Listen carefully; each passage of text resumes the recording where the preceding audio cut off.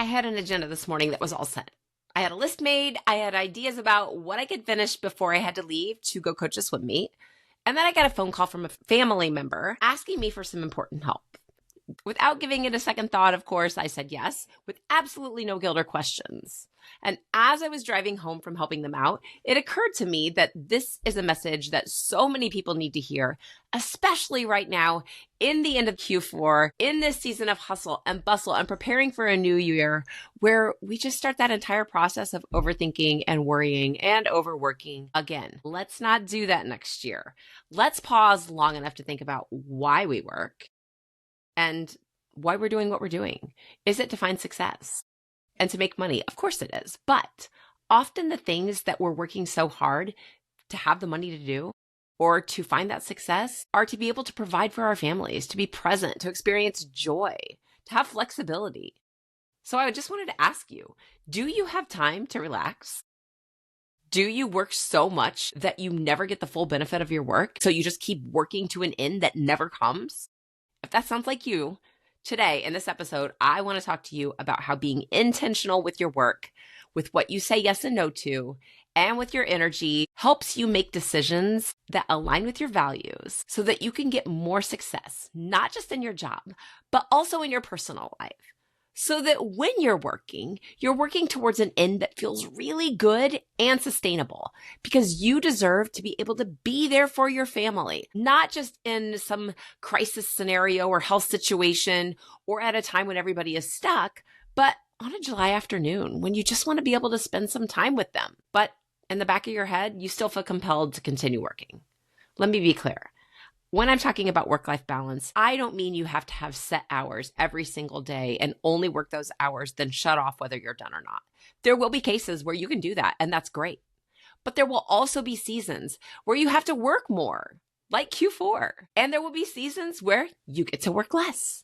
But ideally, the situation that we're looking for here is to have the flexibility to choose when you're able to spend time with your family and what you devote your attention and intention to. One of the things my clients often set as their goal to be more present. And that doesn't just mean present with their kids or their spouse or their partner, but also present in their job. And when you are more present in your job, you have clearer thoughts.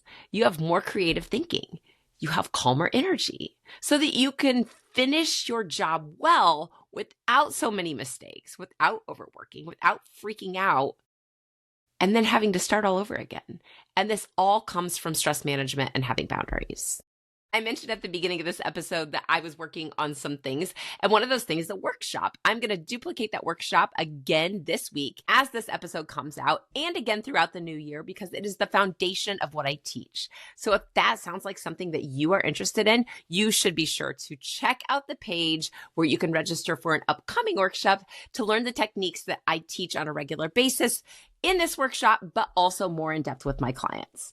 Today, I want to talk to you about just a few of the premises in this episode so that you can enjoy the rest of this holiday season or the rest of the year with less stress, but also carry that forward into the new year so that you feel really good about where you are and where you're headed.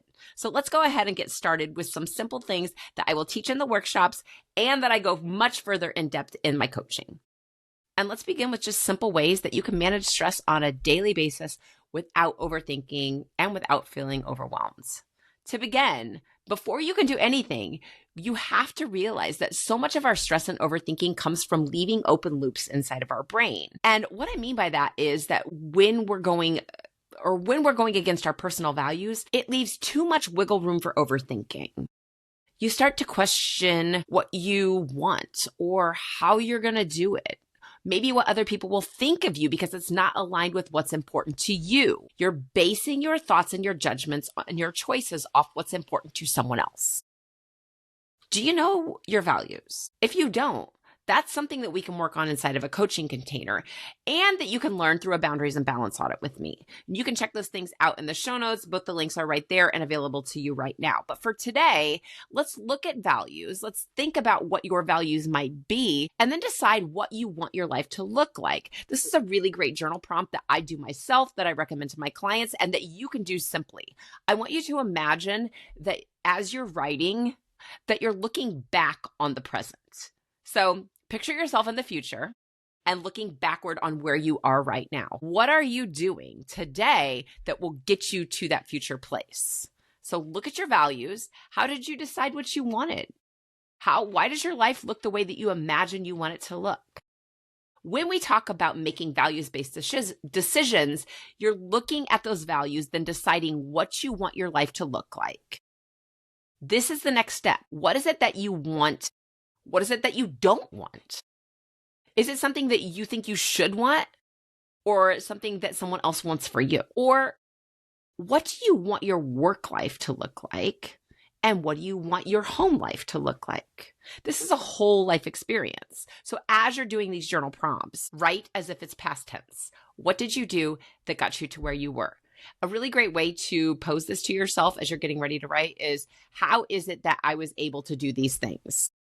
And when you look backwards, your brain works at it in a different angle so that you make decisions based on your values or what's important to you, as opposed to, I don't know what to do next. But what I want you to do is use your values to make the decisions. And this really comes from getting detailed on what is right for you based on those values that you've identified. And the more that you write, the more you will notice themes coming up. From there, you need to figure out what is out of balance. Because when you're making decisions that aren't based on your values, we can get in that frantic, rushed, hurried energy. What is it that's keeping you busy, that's keeping you focused on other things? What feels bad that you just keep doing because it's a habit at this point? This again goes back to that boundaries and balance audit.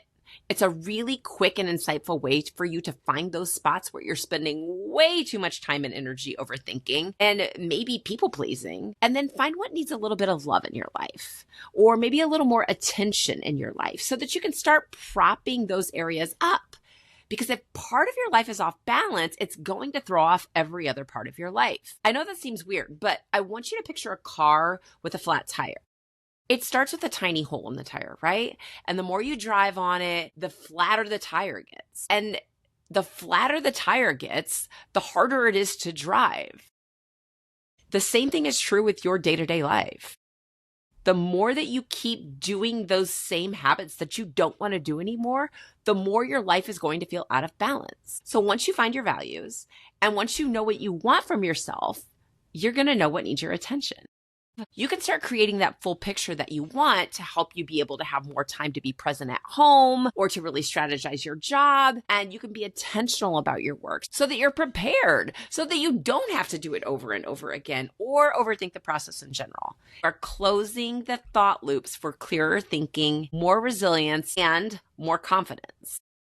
So as you start making decisions based on your values, you are able to back up and say, okay, I did this. It felt good. It moved me forward. Or I did this, but it didn't work out. What do I need to do differently? And instead of judging yourself, instead of questioning whether you're on the right track, you start to say, wait a second.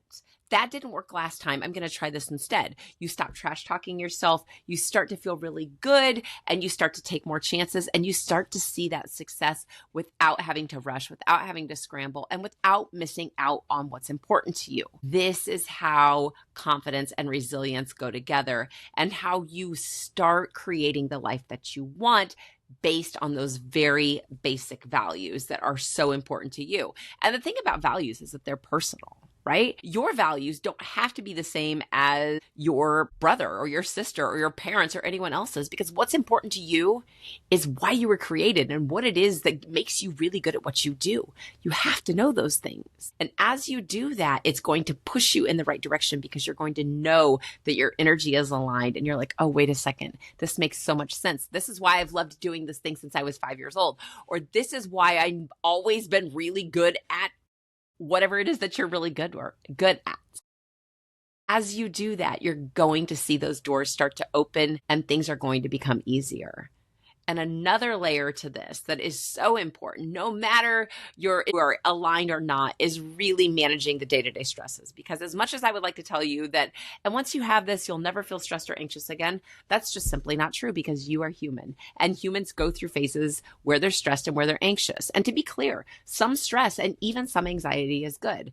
I know a lot of people don't like to hear that because it's super uncomfortable and we don't like it. But stress is motivating.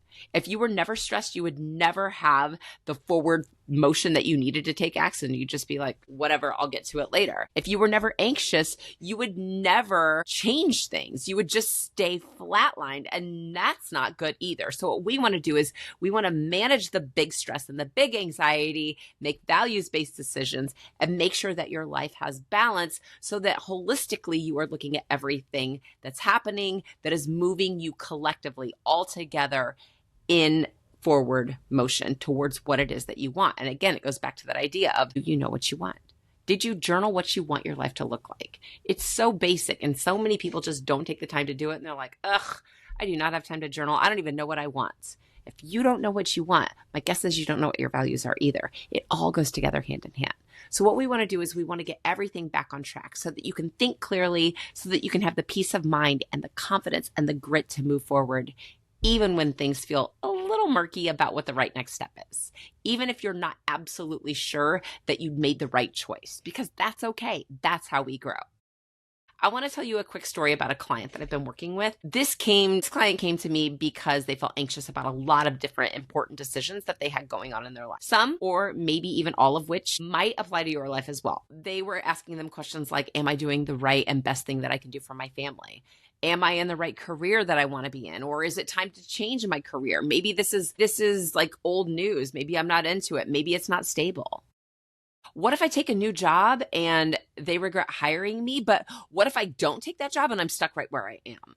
How do I know the right answers? It was just a lot of overthinking situations based on legitimate questions that they had for themselves. And granted, the problems that they had could have actually happened. But the real problem was making decisions based on fear of what other people might think of them, or what they thought others would think about what they should do. So here's what happened. I started asking questions about what's important to you. What do you think the right answer is? What would you do if you couldn't mess up? And once they finally understood that they were already a great parent and great spouse, that they are an incredible asset to what is now their old employer, and I'm proud to say their brand spanking new employer, their confidence started to grow. And this person has changed what they say about themselves and what they believe about themselves and what they're capable of experiencing and doing, not only at work, but how they can spend their time and energy with their family or out having fun with their friends. They are making values-based decisions that stretch them and that help them grow their confidence and resilience. And you can do it too. It's not just a them thing. I have helped lots of people do this. And if you're ready to learn more about this, I would love for you to join me in one of my upcoming workshops. Or if you're like, forget that, Megan, I just need help right now, let's do an audit together. There's so many different options and ways that you can work with me. Let's find one that's right for you. You can reach out in lots of different ways, but here's a couple that are simple. You can email me. Actually, email. An email at this point is kind of old-fashioned, right? But do that. It's easy. It's Megan, Megan, at megandevito.com. You can find me on YouTube, obviously. You can find me on LinkedIn, and you can just send me a message there. I would love to set up a time to chat just to be able to help you find what you need to feel fantastic without scrambling, without all the hustle, without all the overwhelm, because nobody wants to feel that way. I don't want that for you. I want you to love your life and to bring your very best self into the world, because we need everybody running on all cylinders. You can do it. I am cheering for you. I am so grateful that you listened today. Thank you for subscribing. Thank you for leaving a review. Thank you for tagging somebody else and sharing this episode with them. You guys, I am wishing you a very incredible week, and I will talk to you again next week. Take care.